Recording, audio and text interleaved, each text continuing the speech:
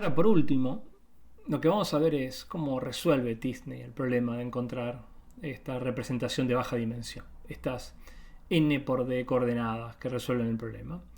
Y el truco va a ser por el método del gradiente descendente. Para eso lo que vamos a hacer es calcular el gradiente de la función de pérdida con respecto a uno de estos vectores cualesquiera, que vamos a llamarlo y sub i. Y el cálculo de ese gradiente, a fuerza que la función de pérdida es matemáticamente muy sencilla, termina dando un resultado muy simple. Después de un mínimo manipuleo uno puede ver que el gradiente no es otra cosa que una suma de vectores, donde vamos a analizar ahora cada uno de esos vectores en particular. Cada uno de estos vectores depende como tenemos fijo el vector y sub i, lo que estamos mirando es, en este gradiente, es una suma de componentes que tienen que ver con la relación de y sub i con todas las demás observaciones que son distintas de i. Y pensemos ahora, como decía, el gradiente es una suma de efectos, pero concentremos en un solo efecto, pensemos en un j fijo. La componente esta j décima, de este sumando del gradiente, básicamente consiste en lo siguiente, en un vector de diferencias, ¿sí? El vector de diferencias entre y sub i y y sub j en el espacio de representación, o sea, la distancia que hay entre el vector iésimo y el vector j-ésimo en el espacio de baja dimensión. Y a esto se lo multiplica por un factor, que es un escalar, que en el fondo lo que representa es la discrepancia entre las cercanías que tienen en el espacio original estos dos vectores, el i y el j, y en el espacio representado los mismos vectores i y j. Y es fácil entender que si en el espacio original, en el espacio representado, las distancias son muy parecidas, este factor debería ser muy cercano a cero. Y entonces, la componente del gradiente que involucra al elemento j no va a aportar casi nada. Dicho de otra forma, la verdad que la posición en el espacio de dimensión chica que le corresponde ahí en cuanto a su representación relativa con respecto a j, está bastante cómodo, no tendría que moverse mucho. Pero al revés, pensemos por un segundo, miren, hagámonos de este grafiquito que armé.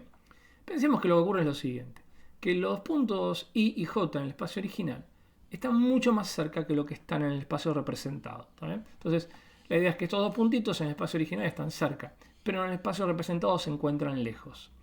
¿Qué es lo que va a ocurrir? Lo que va a ocurrir es, si ese es el caso, entonces, como en el espacio original están cerca, las P's, que son las probabilidades inducidas del espacio original, estas P's van a tender a ser mucho más grandes que estas Q's, que son las probabilidades inducidas, pero en el espacio representado. Porque en el espacio representado dijimos recién que estaban lejos. Ergo, las probabilidades que le corresponden, por todo lo que analizamos antes, son más chicas. Así que este factor va a tender a ser positivo y grande. Pero cuando pensemos en el menos gradiente, este vector positivo se va a volver en un vector negativo y grande. Perdón, en un factor negativo y grande.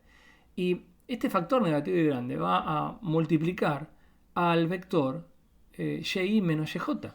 Entonces, en el fondo, y eso es lo que está graficado acá, está graficada la componente, el sumando el gradiente con respecto a j. Y lo que vamos a tener en este caso, cuando la representación de estos dos vectores es mucho más grande la distancia en el espacio de baja dimensión, vamos a tener una fuerza que va a empujar a y sub i hacia y sub j. ¿Por qué le va a empujar? Porque en el fondo, como este vector va a ser, por el menos gradiente, va a ser muy negativo, la fuerza que vamos a tener es básicamente menos y menos yj, que es el vector que apunta de yi a yj. Entonces, y acá está toda la gracia, si nos guiáramos por el método del menos gradiente, en una situación como esta, donde la representación que estamos teniendo es mala porque está demasiado alejado, el gradiente va a tender, por lo menos por la componente j décima, del sumando j décimo, va a tender a empujar a y sub i hacia y sub j.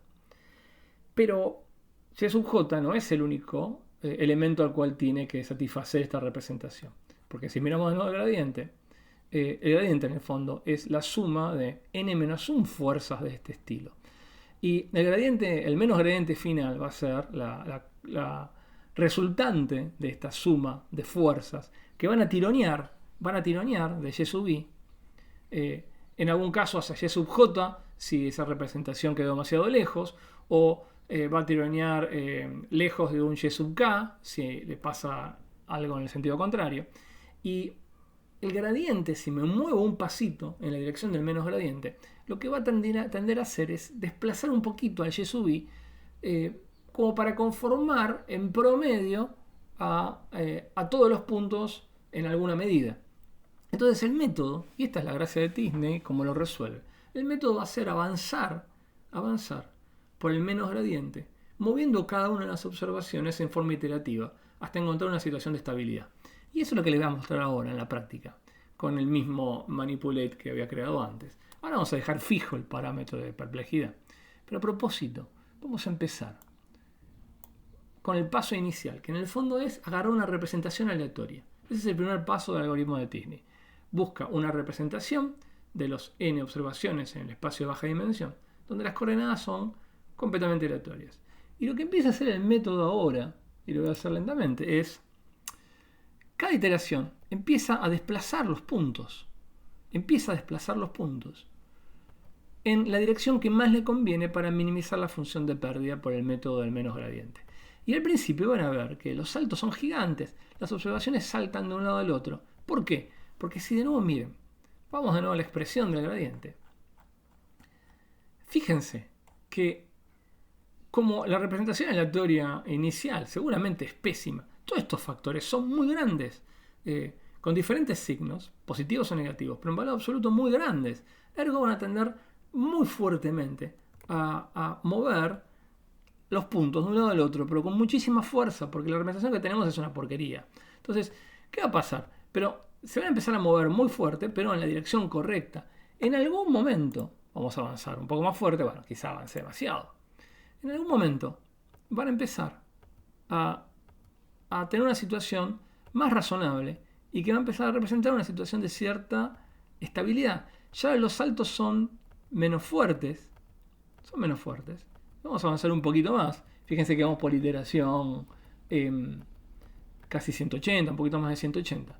Y en general, en mi experiencia, a partir de la iteración número 200, por supuesto que depende mucho del problema, pero a partir de la iteración 200, el algoritmo empieza ya a comportarse en forma bastante estable.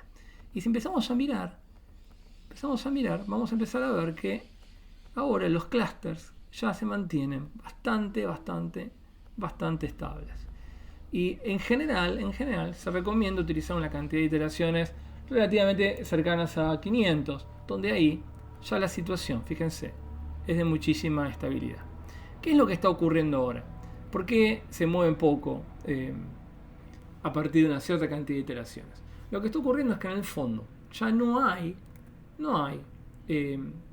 ninguna dirección donde mover a los puntos que mejore mucho la situación, porque ha llegado a una relación de compromiso en el cual si me muevo mucho para satisfacer a un J, seguramente voy a estar molestando a algún otro K que me voy a estar alejando demasiado o acercando demasiado. Entonces, eso es lo que pasa en el algoritmo cuando